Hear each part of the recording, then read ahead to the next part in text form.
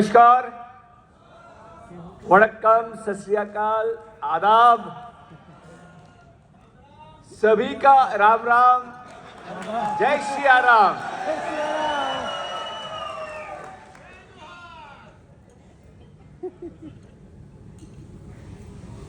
आप सभी का महाबलीपुरम के इस हाफ ईयरली कॉन्फ्रेंस में मैं स्वागत करता हूं।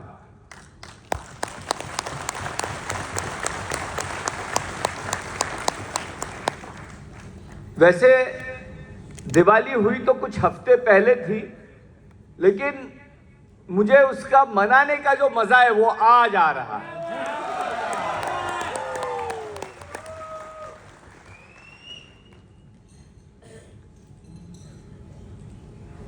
दोस्तों, कहते हैं कि मुश्किल हालात, मुश्किल वक्त मजबूत इंसान पैदा करता है, मजबूत इंसान क्रिएट करता है। मजबूत इंसान आसान वक्त क्रिएट करता है और आसान वक्त कमजोर इंसान पैदा करता है और कमजोर इंसान मुश्किल हालात पैदा करता है, मुश्किल वक्त पैदा करता है और मुश्किल वक्त मजबूत इंसान पैदा करता है।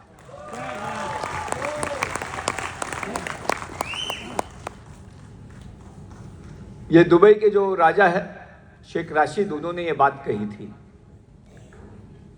कि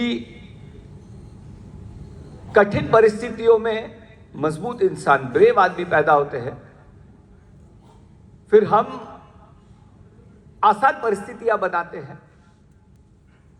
आसान परिस्थितियां होने से कमजोर इंसान बनते हैं, कमजोर इंसान आने से फिर से कठिन परिस्थितियां आती है और वो कठिन परिस्थितियां फिर से मजबूत इंसान बनाता है। उसने कहा था, मैं ऊंट पर घूमता था,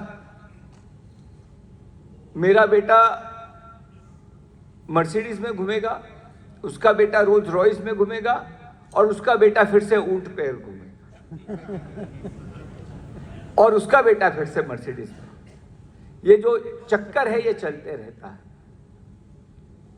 नेटसप की शुरुआत की थी तब डायरेक्ट सेलिंग के लिए, नेटवर्क मार्केटिंग के लिए बहुत ही मुश्किल वक्त था इंडिया में। और मेरे साथ मेरे जो आपके मेंटोर्स हैं, ये 8-10 लोग और इनकी टीम, ऐसे 100 लोग जुड़े और ये 100 मजबूत लोगों ने डायरेक्ट सेलिंग के लिए और नेटसप के लिए आसान हालत पैदा की।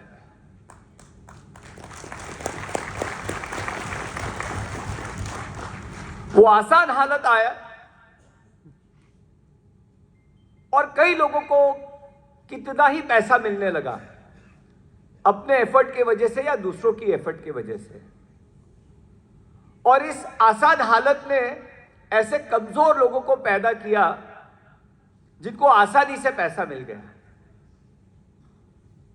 और वो कमजोर लोग थोड़ी मुश्किल क्या आ गई, उनके वजह से ही मुश्किल घड़ी आई।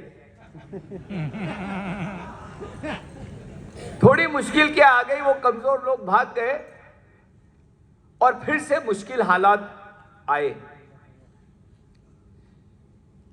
लेकिन जैसे 24 साल पहले 100 लोगों ने उस मुश्किल हालात से लड़कर आसान हालात बनाए थे, इस बार 1500 लोग मेरे साथ हैं, 1500 मजबूत लोग मेरे साथ हैं।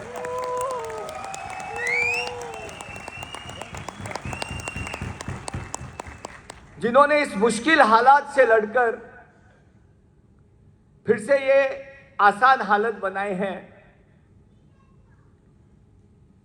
फिर से कई कमजोर लोग आएंगे, लेकिन जैसे उन 100 में से लगभग 90% लोग मेरे साथ हैं, मुझे पूरा विश्वास है कि आप 1500 में से भी 100% लोग मेरे साथ होंगे। कमजोर लोग आते जाते रहेंगे, कमजोर लोग आते जाते रहेंगे, आते जाते रहते हैं। लेकिन मजबूत लोग फिर से मुश्किल हालात से लड़ेंगे, फिर से आसान हालात बनाएंगे और दूसरे कमजोर लोग आके उसका मजा लेके चलेंगे। लेकिन वो लोग टेम्पररी बेनिफिट, तात्कालीन उनको खुशी मिलती है, एक लंबी खुशी, जो नेटसर्फ का विजन था कि यही बिजनेस करे मेरा और आपका अगला जनरेशन, और ऐसा गुर्दा रखने वाले लोग आज इधर मेरे साथ खड़े।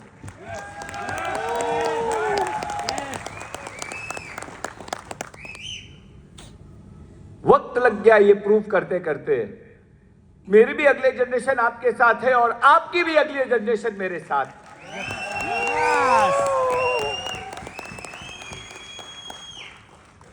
जो एक सपना था,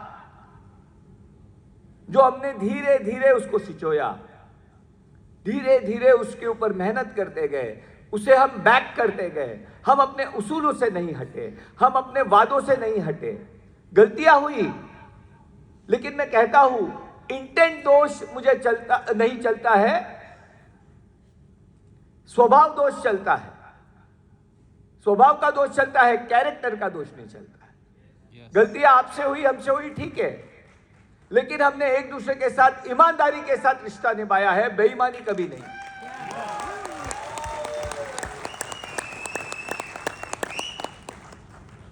और इसीलिए मुश्किल समय आया, कुछ लोग भाग गए, उनको लगा फिर से जैसे, और ये हमको सुनने की आदत है ना, 24 साल पहले से है, जब मैं 24 साल का था।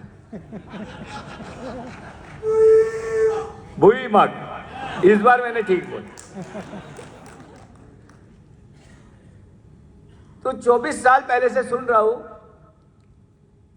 कि नेटसर्फ की ऑबिचुरी, वो आता है ना पेपर में कि नेटसर्फ कब बंद होगा, ये सब लिखते आ रहे हैं। लोगों ने 24 दिन, 24 हफ्ते, 24 महीने का टाइम दिया था। 24 साल हुए हैं और हम 25वें साल में धूमधाम के साथ जा रहे हैं।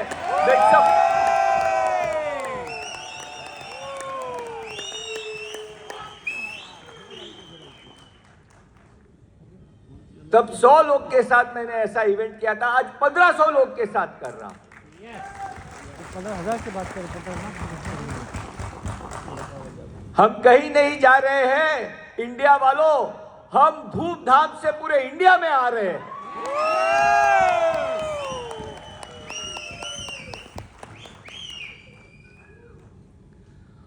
और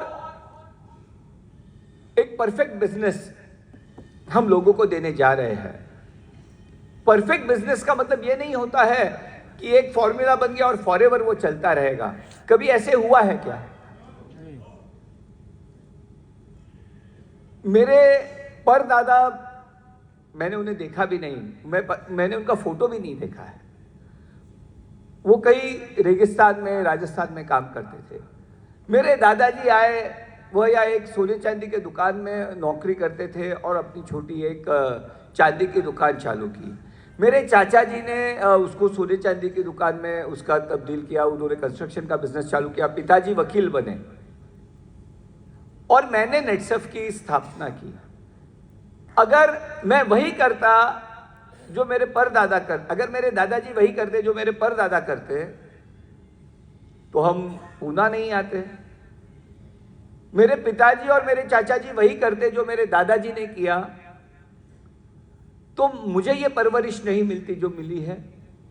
और मैं वही करता जो पिताजी और चाचा जी ने किया, तो हमारा रिश्ता न बनता।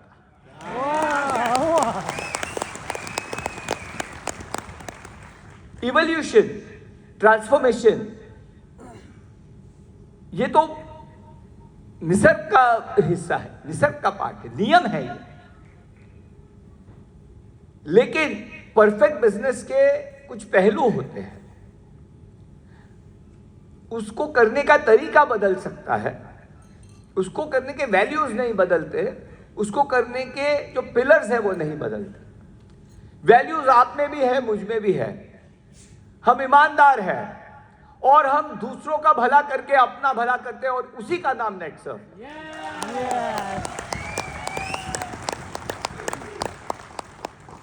आज तक हमने किसी के साथ चीटिंग नहीं की है, न कभी कुछ गलत किया है, न करेंगे। तो वैल्यूज हमारे पास है। लेकिन जो पिलर्स है, वो पिलर्स कभी कभी लड़खड़ा जाते हैं और इसलिए हमारा बिजनेस भी लड़खड़ा जाता है। तो परफेक्ट बिजनेस के 3 पिलर्स मैं आपके साथ शेयर करना चाहता हूं, जिसके दम पर हम एक परफेक्ट बिजनेस क्रिएट करेंगे। मुश्किलें आएगी जाएगी, लेकिन ऐसी नींव रखेंगे कि ये बिजनेस हमेशा चलता रहेगा। आशना का आगे का और साहिल का आगे का जनरेशन करेगा।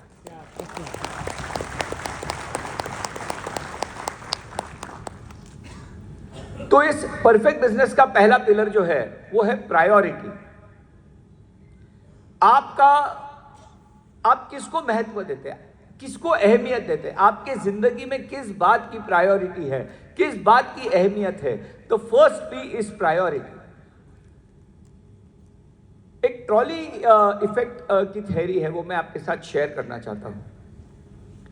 तो एक आदमी ने दूसरे आदमी से सवाल पूछा कि मानो आप ट्रेन के ड्राइवर हो, वो ट्रेन पटरी से जोरों से चल रही है और आपने महसूस किया कि उस ट्रेन के ब्रेक्स नहीं लग रहे, ट्रेन के ब्रेक्स नहीं लग रहे और अचानक आपके सामने आगे उस ट्रैक पर 5 जो मजदूर है, जो ट्रेन लाइन पर काम कर रहे हैं, आप उन्हें देखते हो।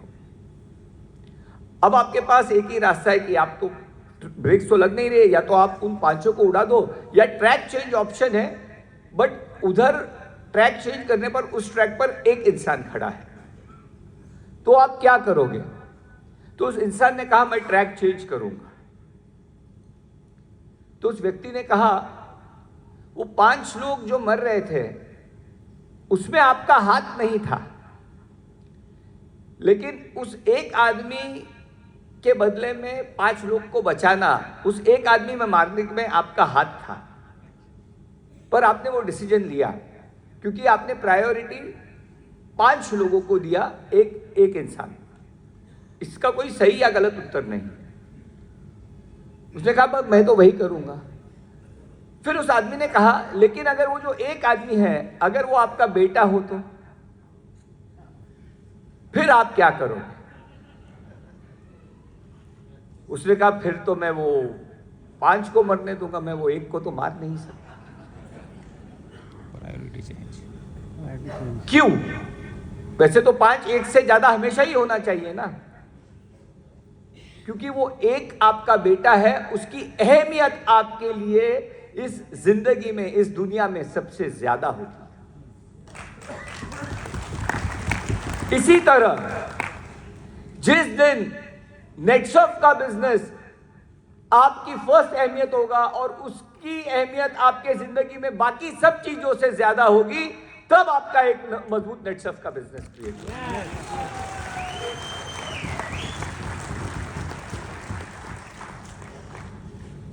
लोग कहते हैं उसे सक्सेस मिला, मुझे नहीं मिला। जिन्हें सक्सेस मिलता है वो अपने आप के लिए नेटसर्फ के बिजनेस को सबसे ज्यादा अहमियत देते हैं।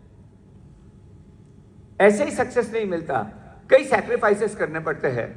मैंने देखा है, मेरे साथ दहीतुले जी, थोरात जी, सुखराज जी, सालवी जी, वाटकर जी, सचिन देशपांडे जी, सब लोग 25-25 दिन टूर करते थे। अपने जेब से पैसा लगाकर नेटसर्फ का बिजनेस करते थे।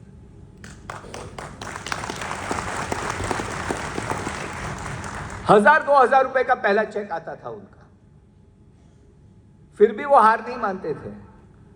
कई उन्होंने अपने रिश्तेदारों के फंक्शंस को मिस किया है, कई अपने बच्चों के इवेंट्स को मिस किया है, क्योंकि उनके जिंदगी में उनको पता था कि अहमियत नेटसर्फ की है। क्योंकि कुछ कुर्बानियां उन्हें जरूर देनी पड़ेगी, लेकिन वो कई ऐसे सपने अपने बच्चों के, अपने परिवार के पूरे कर सकते हैं जो वो अगर नेटसर्फ को अहमियत देते तो नहीं कर पाते। तो जो पहला पी है वो है प्रायोरिटी। आप क्या अहमियत नेटसर्फ को देते हो, इसके ऊपर आपका सक्सेस डिपेंड करता है। दूसरा पी है प्लानिंग। प्रायोरिटी तो है, लेकिन बिना प्लान के अगर हम मैच खेलने जाते हैं तो क्या हम जीत सकते हैं? एक अच्छे सक्सेस परफेक्ट बिजनेस के लिए प्लानिंग बहुत मायने रखता है। प्लानिंग के बिना अगर आप बिजनेस करोगे तो आप कभी सक्सेसफुल नहीं होगे, और इसलिए प्लानिंग करना जरूरी है। जब आप देखते हो ये मेंटोर्स आए हैं, ऐसे ही इनको सक्सेस नहीं मिला है। इन्होंने एक टीम बनाई, एक ग्रुप बनाया, एरियाज में अपने आप को डिवाइड किया। हर एरिया में अलग अलग आदमी जाता था, अलग अलग टाइप के इवेंट्स लेता था, डे टू डे सेल करते थे, 1-to-1 करते थे, मोटिवेशनल सेमिनार्स करते थे, सक्सेस सेमिनार्स करते थे, और ये प्लानिंग के साथ करते थे, हर साइकिल में करते थे, हर रोज करते थे। और जब आप प्लानिंग करके अपना नेटसर्फ का बिजनेस करोगे तो मैं आपको यकीन दिलाता हूं, यहां बैठे हर आदमी को कैप लगेगी।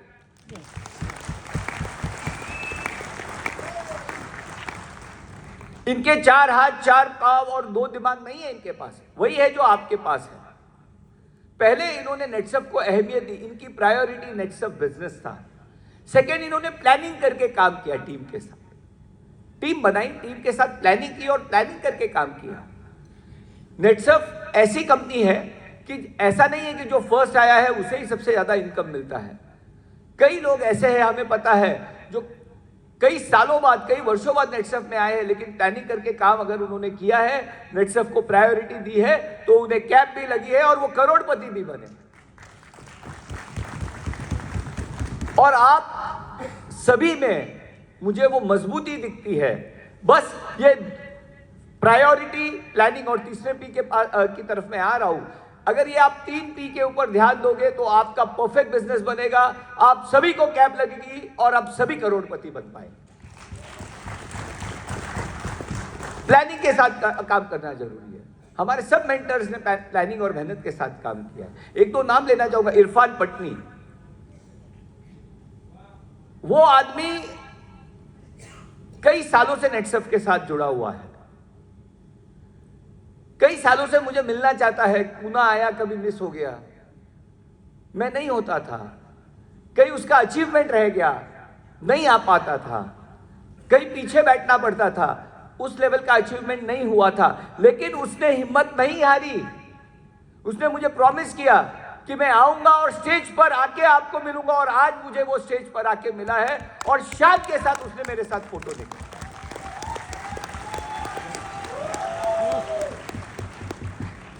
ऐसे हमारे कई दोस्त थे, रजावत जी है, शंकर जी है, चंद्रू जी है, हमारे देबू जी है, विधान जी है। ऐसे ही सक्सेस नहीं मिलता। मैंने आज देखा लोलाक्षी मैम कर्नाटक से कई साल से हमारे साथ है, आज भी हमारे साथ है। लॉन्ग टर्म बिजनेस के लिए फर्स्ट आपको प्रायोरिटी देनी है कि आपका नेटसर्फ का बिजनेस आपकी फर्स्ट प्रायोरिटी होनी चाहिए, और सेकंड आपको उसके लिए प्लानिंग करना है, और थर्ड जो सबसे इंपॉर्टेंट पहलू है वो है प्रैक्टिस। प्रैक्टिस का मतलब यह है कि आप रोज काम करते रहे, रोज नेटसर्फ करते रहे। जैसे मैंने 7 साल पहले आप सबको एक मंत्र दिया था कि आज आपने नेटसर्फ किया क्या? नेटसर्फ एवरीडे। आप सोचो,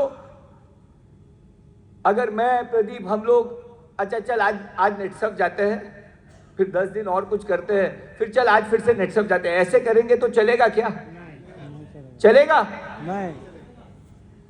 रोज हम उठते हैं, एक जुनून के साथ नेटसर्फ जाते हैं कि चलो नेटसर्फ जाते हैं, लोगों की समस्या पूरी करके समस्याओं का हल देकर कई घरों में दिए जलाते हैं और कई परिवारों के सपने पूरा करते हैं। ये हम रोज सोचते हैं और इसके लिए रोज काम करते हैं, इसमें कोई ब्रेक नहीं लेते हम। तो ये प्रैक्टिस, ये बहुत जरूरी है।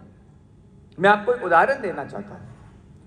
आपने, अब मेसी का नाम तो सब ऑलमोस्ट सभी ने सुना होगा। वर्ल्ड का आज के तारीख का सबसे बेस्ट फुटबॉलर है लायोनेल मेसी, अर्जेंटीना का प्लेयर है। हाल ही में उसने अपने देश के लिए वर्ल्ड कप जीता था। क्या आपने उसका नाम सुना है? Yes yes. तो एक फुटबॉल मैच जो होता है 90 मिनट का होता है, एक्स्ट्रा टाइम वगैरह वो सब अलग है, बट 90 मिनट का मैच होता है। और जो वर्ल्ड का बेस्ट प्लेयर है मेसी है, रोनाल्डो है, नीमार है, एम्बापे है, जो भी है वर्ल्ड के बेस्ट प्लेयर, पेले था, मैराडोना था, इनके पास पूरे मैच में ज्यादा से ज्यादा 2 से 3 मिनट ही बॉल रहता है। वर्ल्ड का जो बेस्ट फुटबॉलर होता है उसके पास एक मैच में 90 मिनट में बॉल उसके पास सिर्फ 3 मिनट रहता है। तो जब बॉल नहीं रहता है वो क्या बोलता है, चलो अभी मैं साइड में जाके बैठ जाता हूं, अभी तो मेरे पास बॉल नहीं है, तुमने मुझे बॉल नहीं दिया, मैं क्यों खेलूं, मैं तो वर्ल्ड का बेस्ट प्लेयर है। ऐसे नहीं होता। बाकी 88-87 मिनट वो दौड़ते रहता है, सोचते रहता है कि जब बॉल आएगा तो मैं क्या करूंगा, किसे पास दूंगा, कैसे दौड़ूंगा। पूरे 88 मिनट वो दौड़ते रहता है ताकि 2 मिनट उसके पास बॉल आ सके। और ये डिसिप्लिन और ये प्रैक्टिस हमको अपने बिजनेस में करना। कभी कभार हम स्टेज पे आते हैं, 15 दिन में एक बार चेक लगता है, कैप लगने में टाइम लगती है, बट वो 2 मिनट अचीव करने के लिए 88 मिनट्स का इनपुट हमें देना होता है। और 88 मिनट्स तो मैच में होता है। सोचो, बिना मैच के दिन में भी रोज घंटों तक वो प्रैक्टिस करते रहते हैं ताकि मैच में 2 मिनट बॉल मिल सके, वो गोल मार सके और विश्व विजेता बन सके।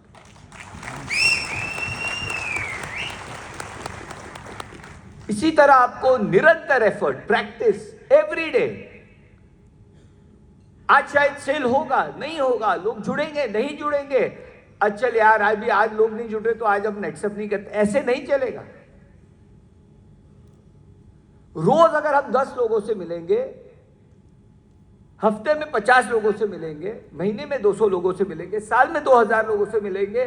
सोचो, यहां 1500 लोग बैठे हो, आप 2000 लोगों से मिलोगे, आप 30 लाख लोगों तक पहुंच पाओगे एक साल। और बाकी आप नेटसअप पर छोड़िए, हमारे प्रोडक्ट्स में और हमारे बिजनेस में इतनी ताकत है कि 20 से 25% लोग तो कन्वर्ट होते ही होते हैं। पर आपको निरंतर उनके पास जाना है, जिनको आपने प्रोडक्ट्स दिए हैं उनके पास फिर से प्रोडक्ट्स पहुंचाने हैं। लोग हमें कॉल सेंटर में कॉल करते हैं, लेबल्स देख के फोन करते हैं, मेल करते हैं, और फिर वो यहाँ वहां से अमेजोन से जाके प्रोडक्ट्स खरीदते हैं, क्योंकि हम लोगों तक फिर से नहीं जाते। वो बोरिंग काम है, लेकिन वो करना जरूरी है। प्रैक्टिस इज इंपॉर्टेंट, डूइंग नेटसअप एवरी डे इज इंपॉर्टेंट। तो अगर आपको नेटसअप का परफेक्ट बिजनेस बनाना है, आपको कैप लगानी है, हर साइकिल में कैप लगानी है, हर साल करोड़ों रुपए कमाने हैं, तो आपको 3 पीस पर ध्यान देना होगा। प्रायोरिटी, अहमियत, प्लानिंग, और तीसरा प्रैक्टिस। तो क्या आप ये करने के लिए तैयार हैं? यस। वादा करते हैं कि आप रोज नेटसअप करेंगे। यस। प्लानिंग करके टीम वर्क के साथ काम करेंगे। यस। और नेटसअप के आगे किसी को इंपॉर्टेंस नहीं देंगे। यस। मैं आपको वादा करता हूं कि जो जो आपके लिए इंपॉर्टेंट है ना, उनकी हर ख्वाहिश नेटसअप पूरी करेगा।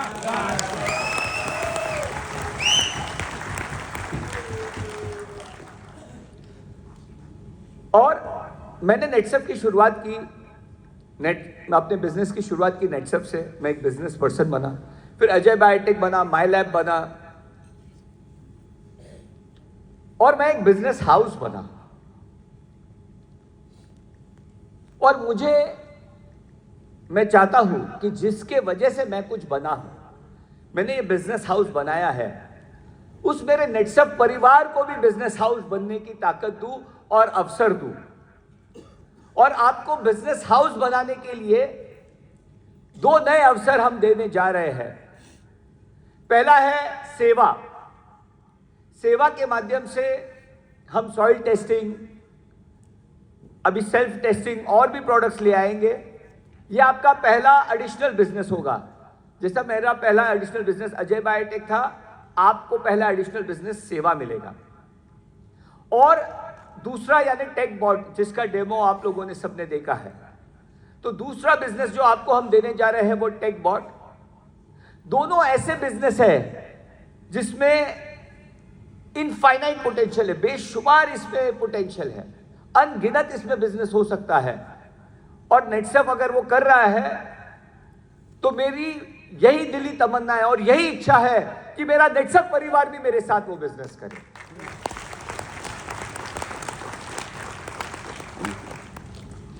बस एक बात कहना चाहता हूं, आपने रिलायंस के बारे में सभी ने सुना है कि नहीं सुना? रिलायंस का असली बिजनेस क्या था? ऑयल नहीं था, कपड़े का बिजनेस करते थे, रेयॉन बनाते थे। उधर से वो ऑयल में आए और ऑयल के लिए जाने गए। जो रिलायंस बड़ा हुआ ऑयल के वजह से बड़ा हुआ। लेकिन आज जो नया जनरेशन है वो रिलायंस को किसके वजह से जानता है? जियो के वजह से जानता है। आज जियो का जो बिजनेस है वो रिलायंस के कोर बिजनेस जितना या उससे बड़ा हो गया है। और तीसरा, यानी हम रिलायंस को रिलायंस रिटेल के नाम से जानते हैं। रिलायंस के स्टोर्स, फैशन हो, लग्जरी हो, ज्वेलरी हो, सुपरमार्केट्स हो, कपड़े हो, हर जगह खुल रहे कि नहीं खुल रहे? लेकिन ये करने के लिए उन्होंने तेल के बिजनेस को बंद किया क्या? नहीं। तो उसी तरह हमको नेटसर्फ भी करना है और नेटसर्फ ही करना है, वो हमारी नींव है। लेकिन उसके साथ क्या हमको नए अवसर नहीं लेने चाहिए? क्या नए बिजनेस नहीं करने चाहिए? करने चाहिए। तो मैं आपसे ये आवाहन करता हूं कि नेटसर्फ का बिजनेस कीजिए, पूरी तरीके से कीजिए, और उसके ऊपर आप ये नए बिजनेस क्रिएट कीजिए और आप भी एक बिजनेस हाउस बन जाइए। यही मेरा सपना है और यही मेरी इच्छा है।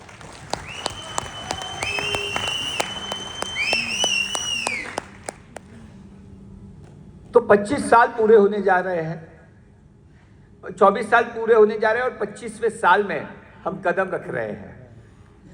तो एक सिल्वर एनिवर्सरी के लिए धमाका होना चाहिए या नहीं होना चाहिए? यस।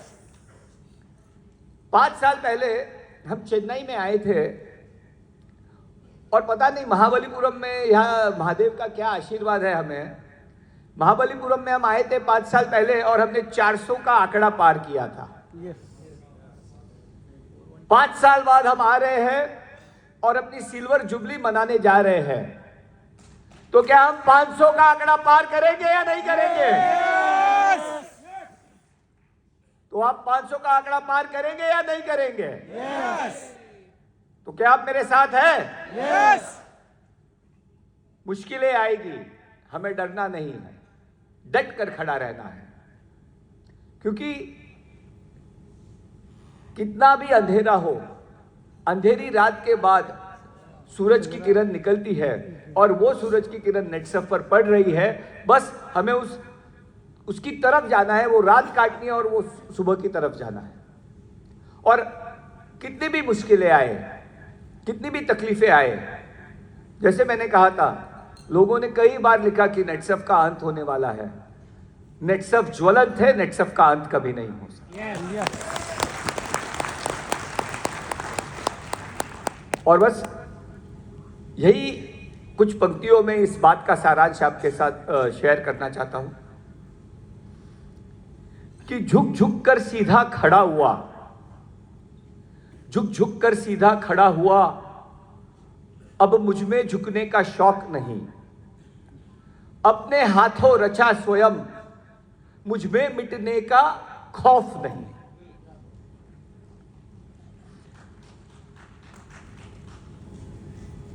तकलीफों की भट्टी में तुम जब जब मुझको झोंकोगे, तब तब कर सोना बनूंगा मैं, तुम मुझको क्या रोकोगे।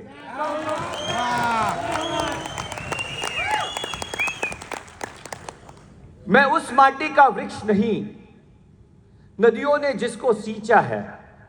मैं उस माटी का वृक्ष नहीं, नदियों ने जिसको सींचा है।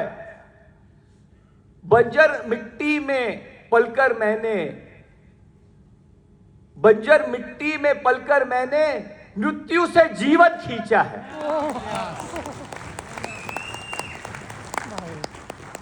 मैं पत्थर पर लिखी इबारत हूं, मैं पत्थर पर लिखी इबारत हूं, शीशे से क्या मुझको तोड़ोगे। मैं फिर से खड़ा होकर दिखाऊंगा, तुम मुझको क्या रोकोगे, तुम मुझको क्या रोकोगे, तुम मुझको क्या रोकोगे। जय हिंद, जय नेटसम।